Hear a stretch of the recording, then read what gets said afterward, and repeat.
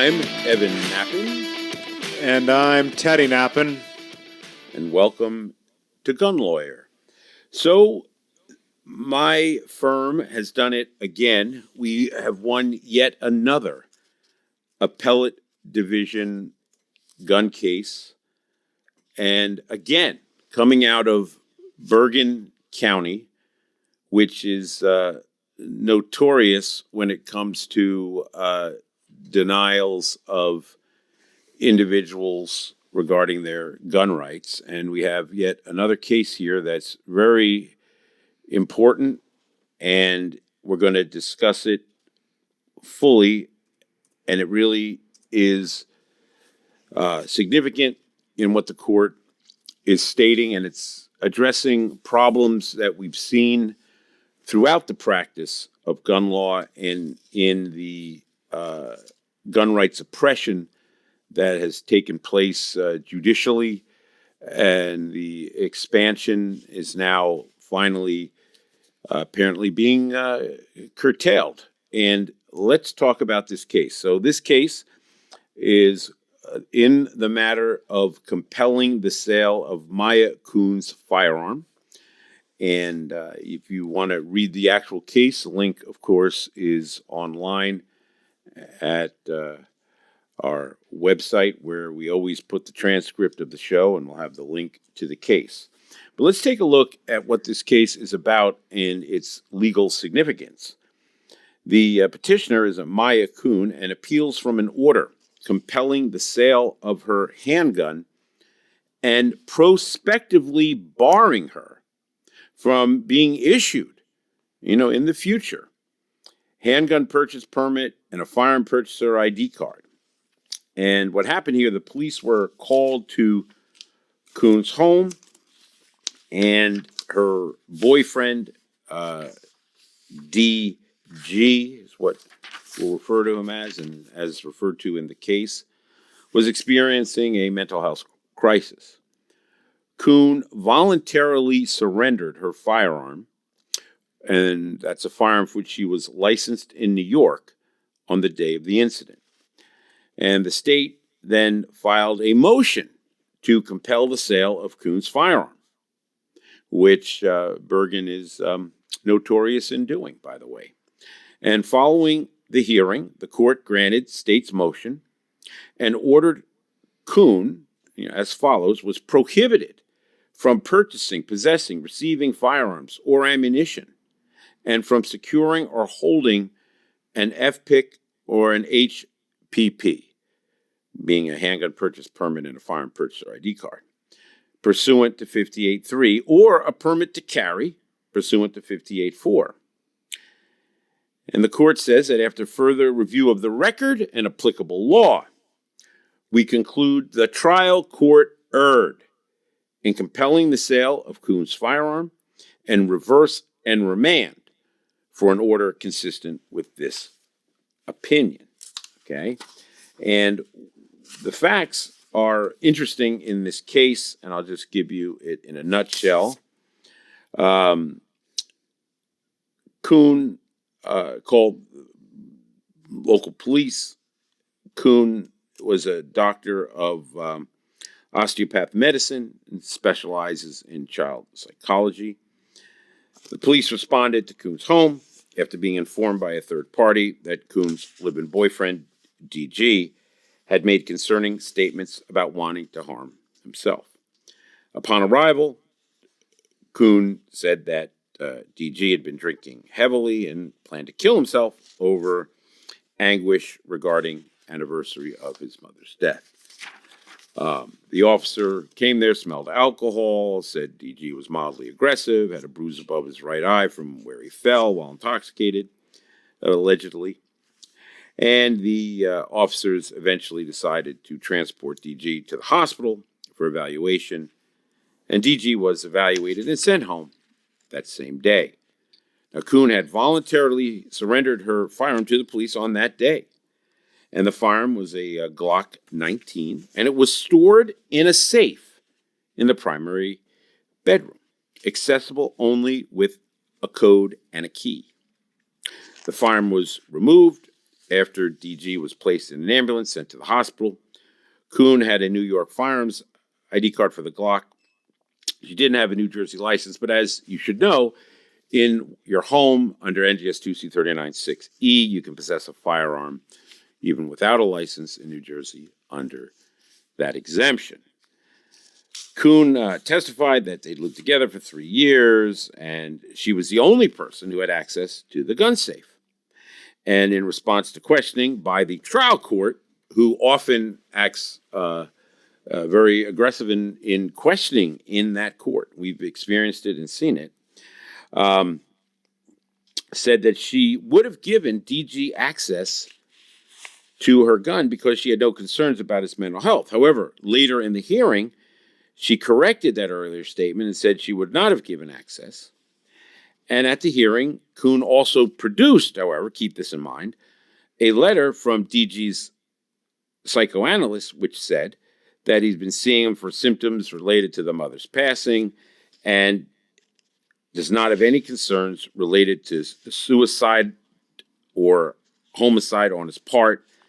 And this includes during the episode in question, which led to all this, and around the anniversary of the mother's death, and he has no history of violence and hasn't had a drink in a year. And despite losing his father 2 months ago, he attends AA, and in his professional opinion, he does not pose any danger to society or himself. Now, that was on DG, of course. And the trial court found both officers credible and concluded DG was disqualified from having gun licenses and that he was likely to engage in conduct other than justified self-defense that would pose a danger to himself or others. And that's, of course, under 58.3c. The court also found, here's where the rub comes in, that Kuhn, our client, was not fit to own a gun, as she was a threat to health, safety, or welfare of the public if issued a firearm. And in making its decision, the court considered only Kuhn's statement that she was willing to give DG access to the gun safe despite his mental health, and did not credit her later testimony correcting the earlier statement. In sum, the court held, quote, this is the court's holding, this is the court in the trial court. In my view, given the totality of evidence here, it is common sense, given the fact that you would give access to a person who clearly has been very troubled, who's expressed suicidal ideation, who has had an issue with alcoholism and continues to treat with a psychologist for the past year, that cohabitates with you. Given the totality of evidence here and your initial answer to me that you wouldn't hesitate to give access to a firearm, I do find the state has met its burden by preponderance of the evidence and you're disqualified pursuant to 58.3. The appellate court says, we review a trial court's legal conclusions regarding firearm licensing de novo. They look at it anew. And they then, in the opinion, which you can read, reiterate through case law and reviewing all the case law and such, the court says, as NJS 2C58.3 governs the issuance of handgun purchase permits and firearm purchaser ID cards, a person may not receive either if they are, quote, known in the community in which the person lives as someone who has engaged in acts or made statements suggesting a person is likely to engage in conduct other than justified self-defense that would pose a danger to themselves or others. The court then says, later down in the opinion, the statute does not require that an applicant provide information regarding other members of the applicant's household, although there are requirements regarding the safekeeping of firearms from minors. Let me just tell you, folks, we run into this a lot, where guns that belong to innocent third parties in a home get confiscated due to the actions or conditions or issues of a third party in a home, okay, of the other party. And here the court is saying very clearly the statute doesn't require that the applicant provide information about others, okay? Further in the opinion, it says that the trial court erred in disqualifying Kuhn based on DG's alleged mental health struggles. All of the disqualifiers under NJS 2C 58.3c address the conduct of the firearm owner, not that of an adult third party who lives with the owner. Despite this clear language, the court's opinion was overwhelmingly focused on DG's conduct and risk propensity. The trial court found DG was disqualified from having a handgun purchase permit or firearm purchase or ID card pursuant to several disqualifiers, including reputation in the community, mental illness, prior involuntary commitment, character or temperament posing a threat to public health, safety, welfare. The court considered the letter from DG's psychoanalyst as a, quote, net opinion and insufficient to prove DG no longer suffers from that particular disability in a manner that would interfere or handicap them in the handling of a firearm. But DG was not the owner of the gun. The weapon has not been seized from him. There was no domestic violence order in place, and he was not seeking a handgun purchase permit or firearm purchase or ID card. Folks, this goes at this giant bugaboo, this issue that has been plaguing New Jersey gun owners, that leads to confiscations, that leads to individuals losing their rights because of another, and the court has addressed it here. Quote, the court has no reason to make findings regarding DG. The state did not present evidence or prove issuance of a firearm to DG would be a threat to health, safety, welfare from possessing. The incident in question happened over a year ago. The state presented officers, responded to the scene, but they did not proffer any evidence regarding DG's present condition, etc. So, all this discussion about DG, all that, whatever, the bottom line is that's not about Kuhn.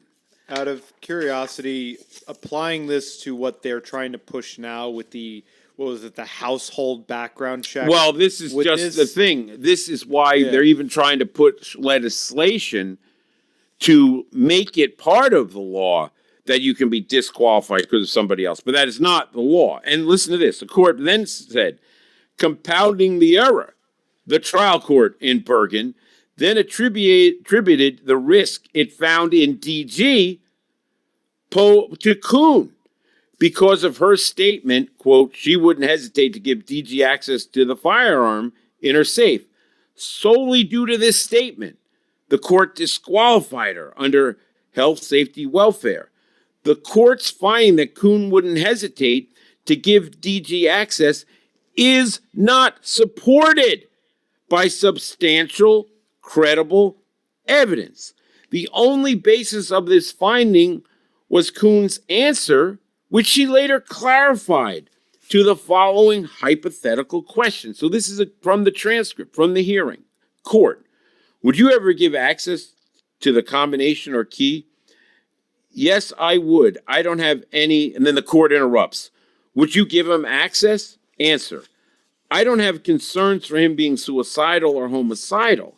I'm a psychiatrist myself. So I don't. I mean, you probably want me to say I wouldn't. But like, honestly, I don't have. Oh, no.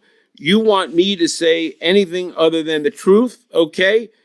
I'm telling you the truth. He's sober. He's not. This was a one-time thing. He was grieving his mother. He drank for those days. When the officer came in, he was taken to the hospital. The psychiatrist there evaluated him, deemed him not a suicidal, homicidal, sent him home that same day. He's been in therapy. I think the therapist provided a letter. The therapist also has not been concerned for his safety. Quote, now this is the appellate court. It was unreasonable for the court to construe this answer as anything other than Kuhn's expression of her confidence in DG's mental health and current stability. Far more probative testimony elicited at the hearing revealed Coons responsibly stored her firearm by locking it in a safe accessible only to her. Moreover, she testified in the 3 years that DG had lived together before the incident, DG had never requested nor was given access to the firearm. The trial court's finding lacks support in this record. Moreover, the trial court's interpretation of 58.3c improperly grafted a storage requirement into the statute. Although there's a storage requirement for minors, there exists no New Jersey statute regulating the storage of firearms for people who cohabitate with other adults. Simply put, Coon was under no legal obligation to lock away her firearm simply because she lived with DG. It is not the court's role to rewrite NJ Law 58.3 to impose such a requirement. State v. Jones, citing State v. Jones, quote, "It is not our job to engraft requirements on a statute that the legislature did not include. Rather, it is our role to enforce the legislative intent as expressed through the words of the legislature." So this is a great case. It addresses something that is seriously ongoing throughout New Jersey as a basis for search, seizure. We see this take place in FERPOs. The ERPO, extreme risk protection orders, where third-party guns get taken. We see it happen in domestic violence, where innocent third parties have nothing to do with the DV at all, where it's often, let's say the parents, but it's the son and the girlfriend, the parents, and their guns get taken too, and vice versa, when they're not at all involved. And then you see the state saying, oh, well, these people are disqualified, so you're disqualified too. It's this ridiculous approach of just having an agenda of disenfranchisement of Second Amendment rights based on the act of third parties. And the Coon case stands in sharp appellate contrast to those ongoing activities that take place every day throughout the New Jersey courts. So keep this case in mind. Just to extrapolate off of this case, one of the things, because we know New Jersey down the pike, they're going to try for this. They're going to try to do this family background. What would be some of the legal grounds? Because you're effectively, what you are doing is denying someone a civil right based on the fact that there's someone who potentially should not be able to access or act or use said civil right. So that'd be the equivalent of, right. Oh, I live with someone who has a criminal conviction who can't vote, so therefore you can't vote as well. Like I don't see the value. Well, what if somebody in your household posted threats online? Does the court say, I'm sorry, but you are not allowed to go and use your computer anymore because somebody might access your computer and write something unlawful? Do you lose your First Amendment rights because of a third party? No. This idea of costing us our rights, these are individual rights. Let's underline and bold that word, individual rights. Okay, they're the rights of the individual. They're not shared rights amongst a group. They're the person's rights. And the courts are and should never be able to take away one person's rights because of another person. Why is that? Because we have no control over others. Who do we have control? Who do we have responsibility for? Ourselves. Who do we have authority over? Ourselves. All right? And it is therefore absolutely unfair and absurd that an individual would lose their rights because of another. And that is a slippery slope that we cannot go down. So we're finally getting case law that is pulling back this practice. It's wrong. It is not justified under New Jersey law. It's not justified under New Jersey licensing law. It's not justified under New Jersey gun law, under the disqualifiers.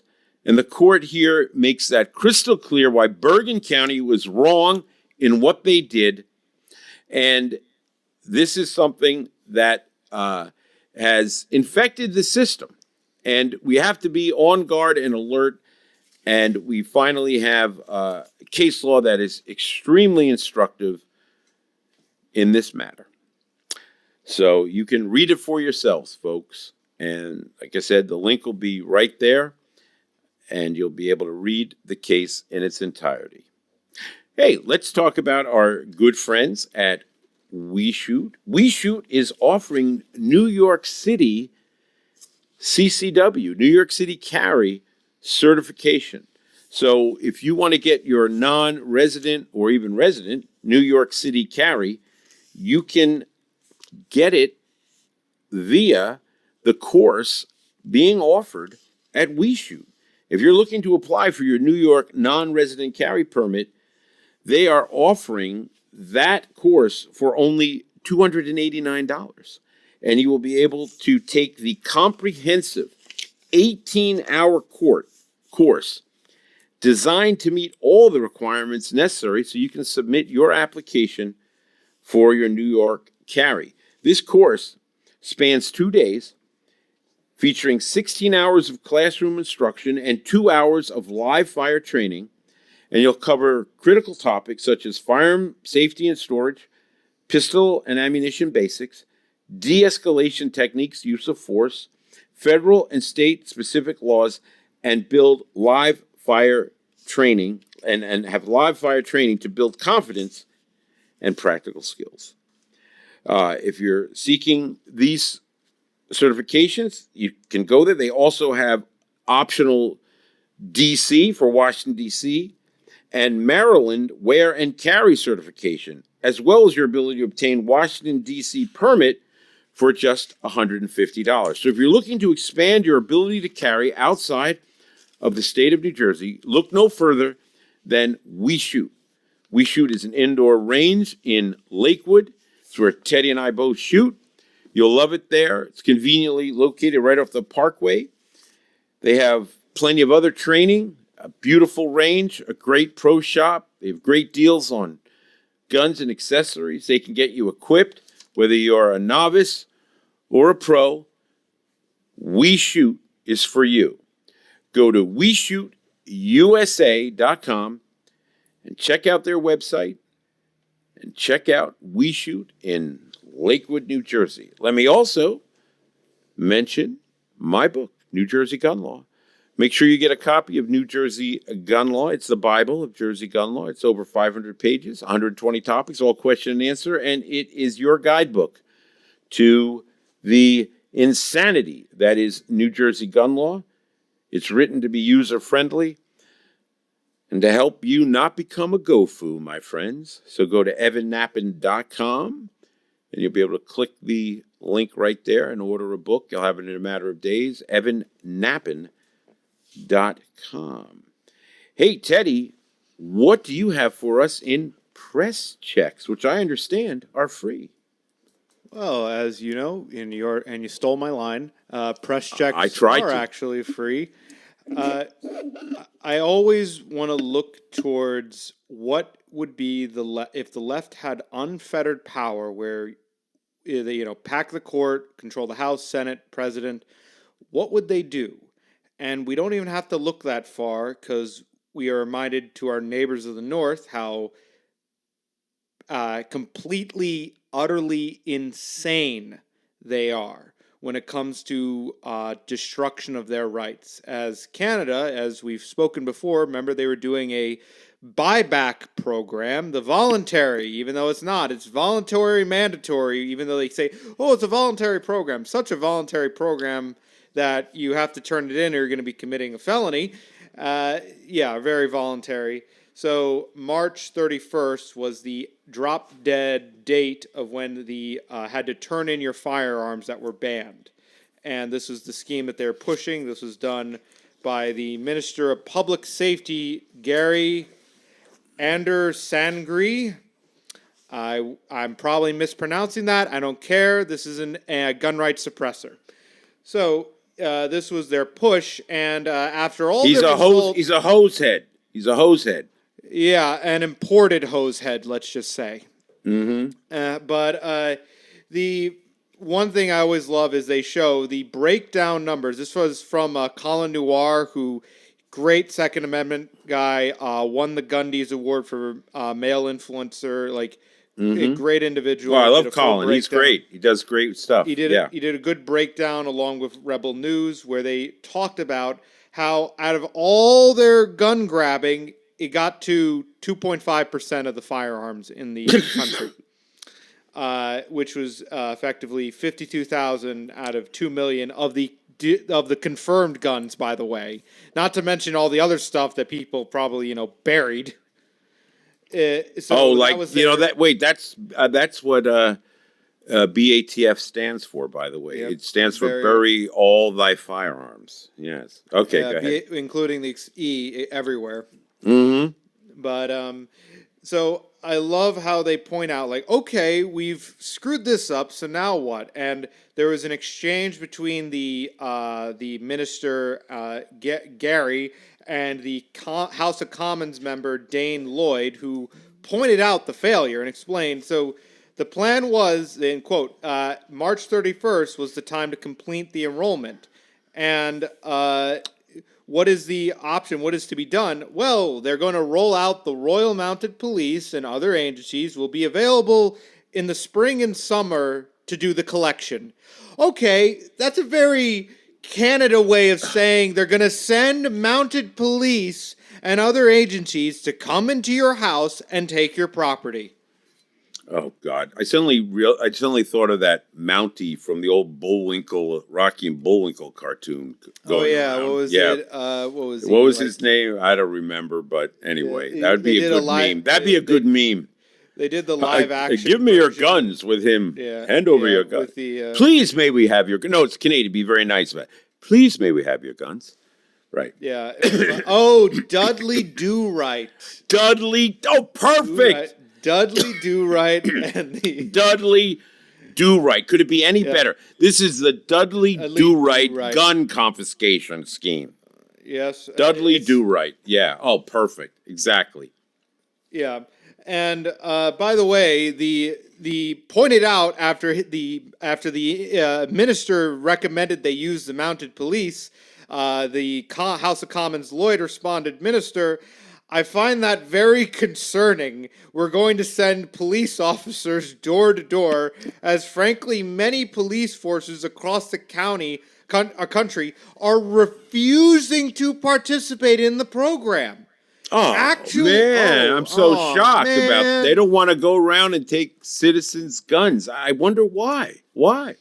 Yeah, and I wonder from the fact that they are disarming their people, the fact that Canada has a rampant crime wave, which, by the way, remember, Canada's the first of mass shooters, and the 90s were even worse in Canada, and they, on top of which, their economy is already teetering, their budget is overblown from the social safety net, and now on top of the fact that they're very thinly stretched forces, they're going to send them door to door to people, to which I love this guy's response, where he said, oh, don't worry, we're going to look to, the minister, we're going to look to voluntary, either retired police or off-duty police to go to the households. Oh, even better. I'm sure retired police can't wait to go door to door to try to take citizens' guns in Canada. I'm sure they'll volunteer in droves to do that.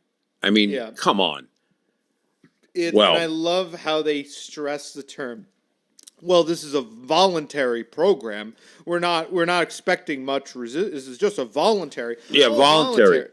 Yeah, how much was that? And bear in mind, this comes from like the their version of their NRA, the Firearms Rights Coalition of Canada. Their fighters who point out the failure of this, where not only, by the way, not only were they saying, "Oh, we're not going to come for your guns," they clearly. I love. It's just it drives me nuts. 2010, Justin Trudeau, when he did an interview about the mass registration, what were the words?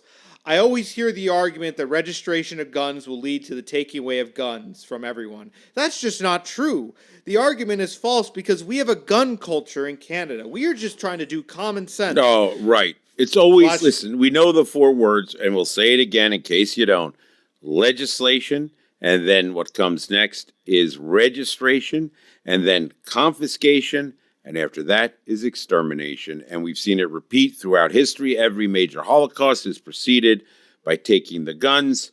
And you can see what lack of guns does in, let's say, Iran. You want the people to rise up. You want them to knock out that evil terrorist regime. Cuba, again, all these places. What do you have? You have disarmed population. So Canada's going down the road of disarmament, and it is always a road that is paved to hell. And the coalition highlights then in 2020 the banning of 1,500 different models of their version of assault weapons, of the ending of buy, sale, transfer, or use of military assault weapons. What is that? They don't know. They don't know. Just seize the gun. And here's the thing. They're having trouble getting anybody to go and seize the guns. And yet, that raises an interesting question, doesn't it, Teddy? Yes. And what is that we were talking about? Well, we were getting to the fact that the main issue, and the left know this, is that the hardest part, if they had the power, they want to do this. They want to disarm. Yeah, of course. People. This is their end game goal. Their end game. But the issue is the feasibility, because they have to get so much cooperation from the police, from the locals, and that's why it failed in Australia. They still can't even get the guns through. They're trying to do it now, and half the country isn't complying. In the UK, anywhere they go, they cannot get the compliance. So what might be a mechanism that they could use? This is where it's going to come down to, at this point, robots. They're going to use... Wait a minute. Now people might laugh. They might laugh and say, robots? That sounds ridiculous. But stop a minute. Yeah. Stop a minute. We are entering into a new world. Within about a year or so, Elon Musk will be selling his robots. And robots are going to become a way of life. Just like, years ago, you may not have even believed the internet could exist. You may not have believed GPS could exist. All these things. AI is exploding. Yet robots are the future.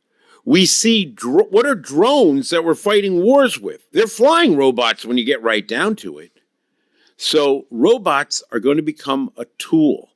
And they are arguably a threat to our gun rights in the future, because robots can be used to actually effectuate the confiscation of guns. Think about it. Officers, normally, they're not going to want to go, and may even, in fact, refuse to go if they have taken their oath seriously to take guns from law-abiding citizens. But you know who won't refuse?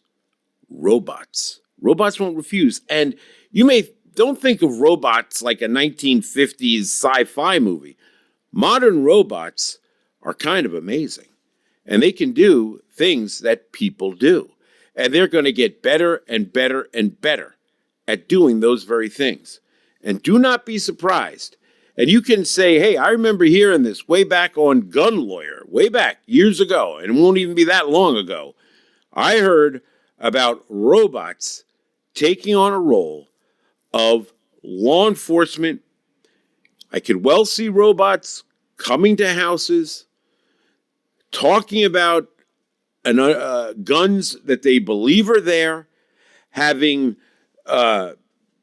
scientific mechanisms in them that can sniff for guns, that can search for guns. I mean, look, what are Well, they doing now with Wi-Fi? They have it, right? They have it now with Wi-Fi, right?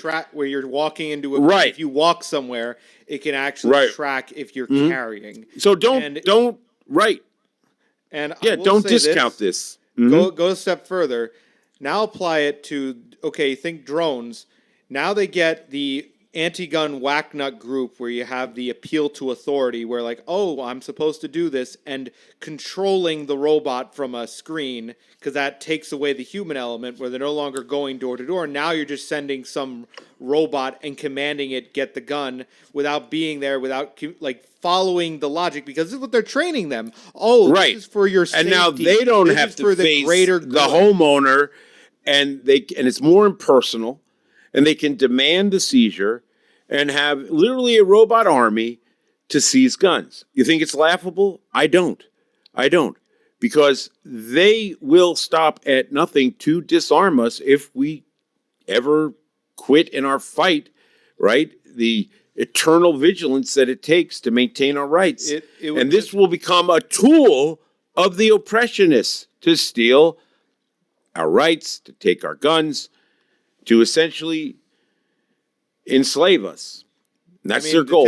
Take it a step further to the Milgram experiment. I don't know if you remember that. The famous experiment where the whole idea is you have someone in the room and they're supposed to test like electrical shocks to basically make it so you can react. And there's someone in the lab coat turning the dial, and they know full well if they turn it any higher, it's going to kill the person. But they keep turning it, and then the guy in the lab coat goes, well, the experiment has to continue. You have to turn the dial. And that appeal to authority. And you know what really screws up every time they do this? 90% of the people turn that dial, kill someone. So now apply that to where you're controlling this robot and disarming it. Well, we have to do this because it's for your safety. They have no standards to the left. This is what they want. If they had the means to disarm you, they will. But currently, they are not. It's not feasible. Don't give it to them. I guess we're going to see all kinds of gun testing on robots, I'm assuming. We're going to see reports of... Because what happens if a robot goes crazy and gets dangerous? What rounds are the best at stopping robots? 10 millimeter? Well, maybe 10. I don't think... Do we have to move up to a big 50? Probably not. We'll see. And where the weak spots are in robots and all that kind of stuff, because it may come down to some interesting times, as the old curse goes. I'll tell you, folks, beware, stay vigilant. I think there is, we can never lose sight of what their end game is, and that is disarmament of the individual so that we can be controlled. And this goes to the very heart of what the Second Amendment is about. The Second Amendment ain't about duck hunting, folks. It's about a check on tyranny. It's about enemies, both foreign and domestic. It is about our insurance policy for our freedom and to remain free. And these things are threats. And as science and technology progresses, there's so many wonderful things that can come from that. I'm not anti-progress or anti-science, but there also can be a lot of danger. And I can foresee this danger. So stay vigilant. Hey, let me tell you about this week's GoFu. Now, this week's GoFu, GoFus are gun owner F-ups. And this is where you get to learn very cheap, meaning for free, what can be very expensive lessons. And this week's GoFu is, if you're transporting or carrying a gun, know your destination. Know where you're going. And make sure that where you're going doesn't put you into a trap. And let me tell you right now, I have cases where individuals, maybe on the job or otherwise, or they get diverted because of some emergency, or they're going to do something and don't realize that they are ending up, let's say, for example, on military property or at a protected port, for example, or any other place like that where firearms are prohibited. And if you enter these places, search of vehicles is absolutely permitted, and you're essentially consenting to it by just coming up to that gate. And if you come up to that gate with a gun, you're going to have a problem. You've got to know where you're going to end up with your firearm. And even if that wasn't where you were intending to go, you have to realize that suddenly you could have trouble. You could have a problem. If you're in your vehicle with a firearm and you end up having to go not just to a New Jersey sensitive place, but we're talking about having to go onto property where there's going to be active searching for firearms and where firearms themselves are prohibited, that can be a trap. We have cases where it has become a trap, and it is absolutely a go-foo.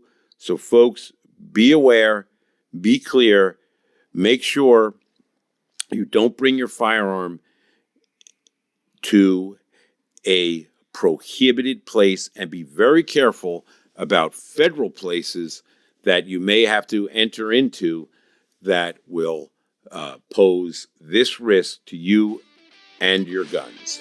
This is Evan Nappen and Teddy Nappen reminding you that gun laws don't protect honest citizens from criminals. They protect criminals from honest citizens. Gun Lawyer is a Counterthink media production. The music used in this broadcast was managed by Cosmo Music, New York, New York. Reach us by emailing evan@gun.lawyer. The information and opinions in this broadcast do not constitute legal advice. Consult a licensed attorney in your state.